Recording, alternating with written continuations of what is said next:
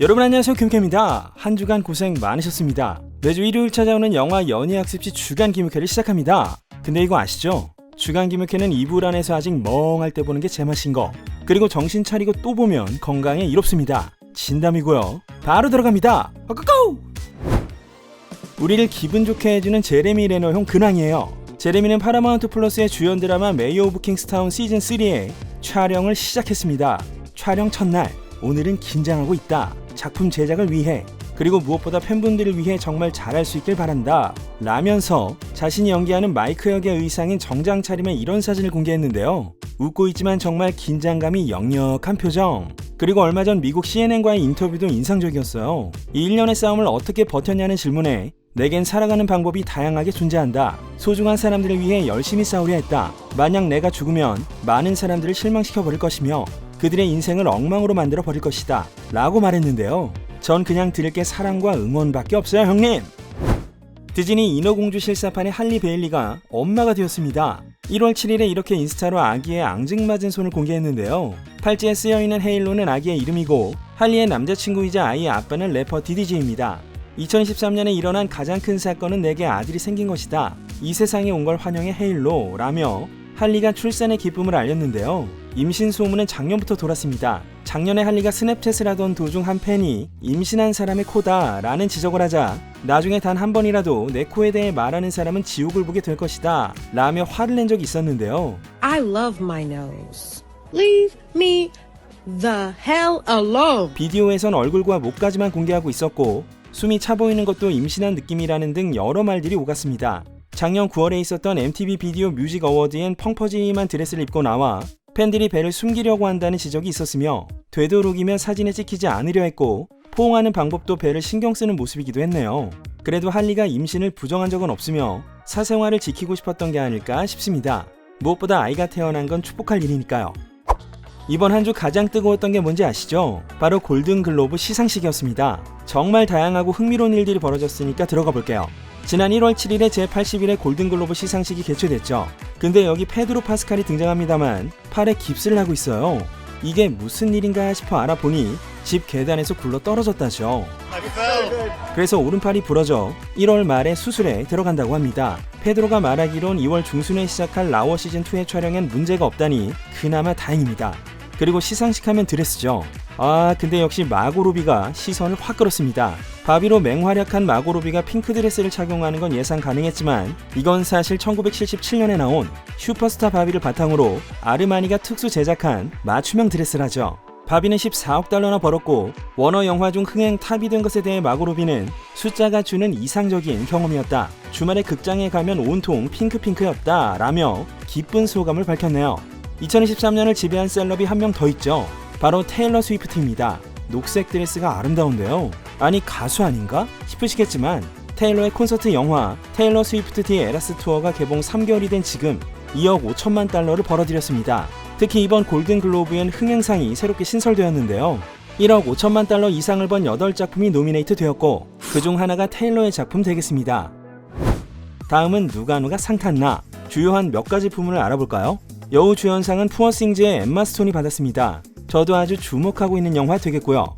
특히나 이번 시상식에서 큰 주목을 받았던 건 크리스토퍼 놀란 감독의 오펜하이머입니다. 놀란 감독은 Thank you, Golden Globes. The only time I've ever been on the stage before was accepting one of these on behalf of our dear friend Heath Ledger. That was complicated and challenging for me. 감독상을 수사하며 과거를 되돌아봤고, I thought it'd be simpler accepting for myself, but as a director, of course, as I stand here, I suddenly realize I can only accept this on behalf of people. 이렇게 겸허한 자세를 보이더니 As directors, we bring people together and we try and get them to give of their best. Robert, Killian, my partner in crime of 20 years, Matt, wherever you went, Florence, Emily, just the incredible work of our amazing crew. 라며 오펜하이머 팀을 바라봤네요. 이때 로다주 형의 웃음이 참 보기 좋죠. 과거의 메멘토, 인셉션, 덩케르크 때도 골든글로브나 아카데미상 모두 노미네이트 되었지만 수상을 하지 못했고, 다크나이트 3부작, 인터스텔라 테넷 등 화제작을 계속 만들어도 감독상을 받지 못해 무관의 명장이라고 불리던 놀란 감독은 이날 오펜하이머로 감독상뿐만 아니라 킬리언 머피가 나무 주연상을, 로버트 다우니 주니어가 나무 조연상을, 루드윅 고란손이 작곡상에 시상식 최고의 상인 작품상 수상까지 더해져 5관왕에 올랐습니다. 이 기세로 아카데미까지 받으면 좋겠네요. Thank you, Golden Globes. 애니메이션상도 아주 치열했죠. 스파이더맨 어크로스 더 스파이더버스, 엘리멘탈, 슈퍼마리오 등 강한 경쟁자가 있음에도 미야자키 하야오 감독의 그대들은 어떻게 살 것인가가 애니메이션상을 수상했고 흥행상은 바비가 수상했습니다. 그런데 말이죠. 이번 시상식에서도 해프닝이 있었습니다. 사회를 봤던 코미디언 조코이 때문이었는데요. The big difference between the Golden Globes and the NFL, on the Golden Globes, we have fewer camera shots of Taylor Swift. 이런 농담에 테일러도 웃음기 없이 음료를 마실 뿐이었습니다. 이뿐만이 아니라 바비에 대해서도 이런 말을 했는데요.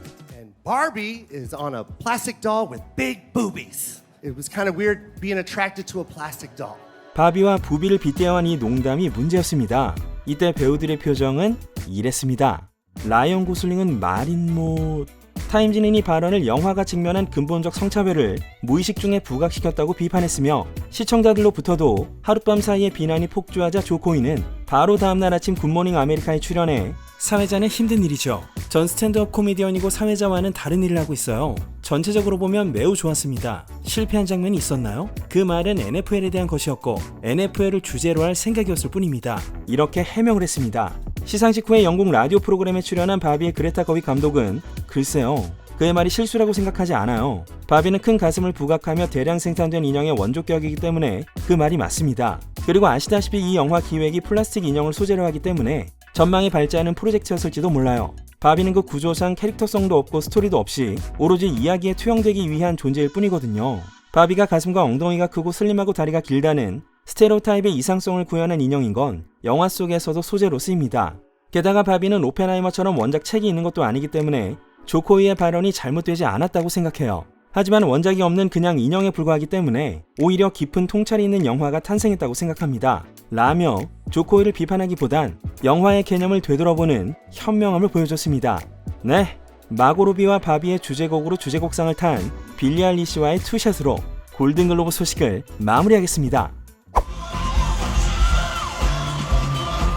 1월 11일부터 브루노 마스의 일본 콘서트가 시작됐죠. 브루노가 무려 이런 사진을 공개해서 화제가 되었습니다. 게다가 콘서트 중에 메리우를 부르다 AKB48의 헤비 로테이션을 열창하기도 했습니다.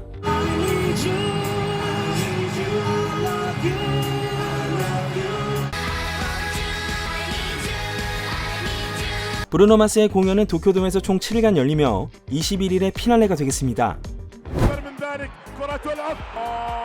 크리스티아노 호날두가 두바이에 엄청난 저택을 구입했다고 합니다. 호날두의 새로운 저택은 억만장자의 섬이라고 불리는 주메이라베이에 있으며 가격은 약 2,100만 파운드로 한화로 약 353억 되겠는데요. 6개의 침실, 차 7대를 주차할 수 있는 쇼룸, 두바이의 야경이 한눈에 펼쳐지는 수영장을 완비하고 있으며 개인용 해변도 있다고 합니다. 세상에 위대한 축구선수는 많습니다. 하지만 호날두처럼 사는 축구선수는 본 적이 없네요. 작년 8월 산드라 블록의 남자친구 브라이언 랜들이 세상을 떠났다는 소식은 다들 아시죠? 두 사람이 사귄 건 2015년부터이고 브라이언의 직업은 포토그래퍼였습니다. 산드라는 지난 12월 30일 브라이언의 유해를 와이오밍주에 있는 스네이크 강에 흘리며 마지막 작별을 했던 것으로 드러났습니다. 이때가 브라이언의 생일이었다고 하네요. 산드라와 함께 간 언니 제신에 따르면 산드라가 생전에 브라이언의 유해를 이 강에 뿌릴 것을 약속했다고 합니다. 브라이언은 2020년부터 근위축성 난치병을 앓고 있었고 병세는 따로 알려지지 않았습니다. 사귀게 된 계기도 좀 영화 같은데요. 2015년 산드라가 아들의 생일잔치 촬영을 의뢰했던 포토그래퍼가 바로 브라이언이었습니다. 관계자에 따르면 브라이언은 산드라가 일생에서 가장 사랑하는 사람이었다고 하네요. 일론 머스크가 다양한 종류의 불법 약물을 사용한다는 보도가 있었죠. 월스트리트 저널에 따르면 테슬라의 임원들은 일론의 이런 약물 사용이 향후 여러 사업에 영향을 미칠 것을 우려하고 있다고 합니다. 2018년에 일론이 테슬라를 주식 비공개 회사로 전환하겠다는 선언을 했던 당시 이미 이때부터 사내에서 판단력에 의문이 들며 그 이유가 약물이라는 이야기가 돌았으며 2018년엔 일론이 한 팟캐스트 방송에서 약초를 피우는 모습을 공개하며 주주들에게 충격을 준 바 있습니다. 이 일로 증권거래위원회가 조사에 착수하고 소송으로 발전해 일론은 4천만 달러의 벌금을 물어야 했습니다. 그래서 2명의 이사를 임명하고 자신이 회장 자리에서 물러났고요. 일론은 평소에 자신이 약쟁이가 아니라고 말해왔지만 우울증 치료를 위해 여러 약을 꾸준히 복용해왔으며 게다가 한 파티에서 알약을 2019년엔 멕시코에서 버섯을 섭취했다는 보도도 있었습니다. 보도에 의하면 일론은 의료용이 아닌 즐거움을 위해 약을 섭취하고 있으며 요즘은 부자연스러운 언동을 보이기도 한다는데요. 이런 일론의 모습은 현 미국 정부의 방침에 반하기 때문에 향후 사업에 영향을 미칠 우려가 꾸준히 제기될 것으로 보입니다. 해리포터의 입닥 첫 말포이. 톰 펠튼이 오랜만에 아빠 제이슨 아이작스와 재회했습니다. 시리즈가 종료되고 오랜 시간이 지났지만 두 사람은 여전히 막역하다는데요. 2022년엔 아이작스가 펠튼의 무대 연기를 보고 이런 투샷을 공개한 바 있고, 펠튼이 자서전을 출간했을 땐 서점에 가서 책 표지를 보여주며 이런 셀피를 올리기도 했습니다. 아이작스는 특히 덤블도어형 마이클 갬본이 세상을 떠났을 때 감동적인 추도문을 발표하기도 했었죠. 한편 펠튼은 해리포터역 다니엘 레드클리프와도 정기적으로 만나고 있으며 최신 출연작인 서머 더 워먼도 미국에서 개봉하는 등 배우와 뮤지션 활동을 열정적으로 병행하고 있습니다. 여친 폭행 재판 유죄 판결 이후 디즈니 마블에서 퇴출된 조나단 메이저스가 공개석상의 모습을 드러냈습니다. 흥미로운 건 ABC 뉴스의 아침 정보 프로그램인 굿모닝 아메리카에 출연했다는 건데요. ABC는 디즈니가 소유한 방송국입니다. Why did you decide you wanted to talk now? 라는 질문에 메이저스는 I felt like it was time. It's about responsibility and coming forward and being brave and giving my part of the story. 라고 온화하게 대답했고, 계속 보시죠.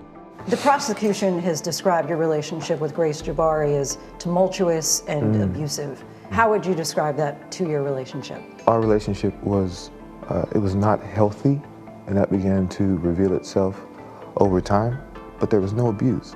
네, 이번 프로그램에선 그동안 공개된 적 없던 CCTV 영상도 공개되었는데요. 메이저스가 당시 여친 자바리를 밀어넣은 것 같은 모습. 이는 메이저스도 인정을 했습니다. I pick her up. I put her back in the car. I'm trying to get rid of her. I'm trying to get away from her. As the video shows, she grabs me. I get free of her and I run. 이어서 자바리가 입은 상처와 폭행에 대해서도 말을 이어갔습니다.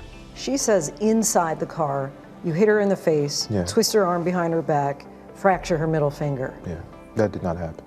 What happened? She went to grab the phone. I held the phone. I pulled the phone back. She came on top of me, squeezed my face, slapped me. That's all I remember. How did those injuries come about? I wish to God I knew. My hands have never struck a woman. 그리고 복귀에 대해선 You think you'll ever work in Hollywood again? I pray I do. It's God's plan and God's timing. 이렇게 말했네요.